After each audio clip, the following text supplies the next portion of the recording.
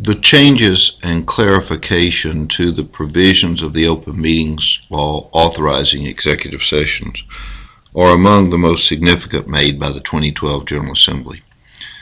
Many board members will remember that prior to the 2012 changes, the board, as it was discussing property issues, could only discuss in executive session the acquisition of real estate.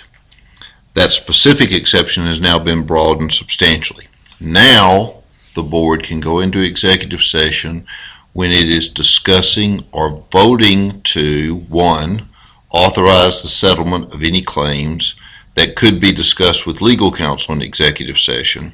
We've sort of talked about that in the mediation slide we had just a second ago, and we'll talk about it a little more when we talk about attorney-client conferences. B, to authorize negotiations to purchase, dispose of, or lease property. Notice immediately that it's not just acquisition, it's now disposing of or leasing, and it doesn't say on its face just real estate, it uses the broader term property. Or C, to authorize the ordering of an appraisal relating to either the acquisition or disposal, and this time it does use the word real estate. Or D, to enter into a contract to purchase, to dispose of, or lease property, although that is subject to approval in a subsequent public vote. Now, B, of course, talks about authorizing negotiations. D actually talks about entering into the contract, but it's got to be approved subsequently in a public vote.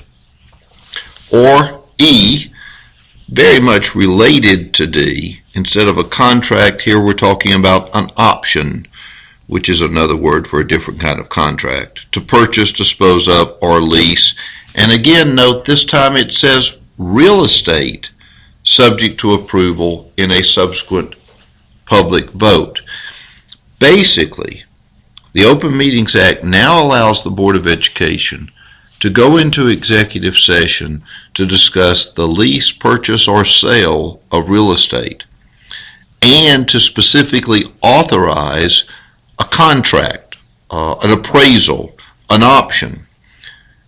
Any kind of legally binding document, the contract or the option, has to be approved before it's enforceable in a subsequent vote, and that's what this provision says. No vote in executive session to acquire, dispose of, or lease real estate or to settle litigation is binding on the board until a subsequent vote is taken in open meeting.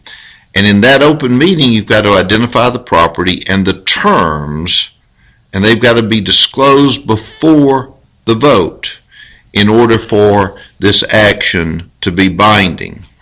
The interesting part of this provision of the law that's not clarified as of yet is that old law was clearly limited to real property. Under this new provision, you see that B, an appraisal, talks about real estate. E, an option, talks about real estate.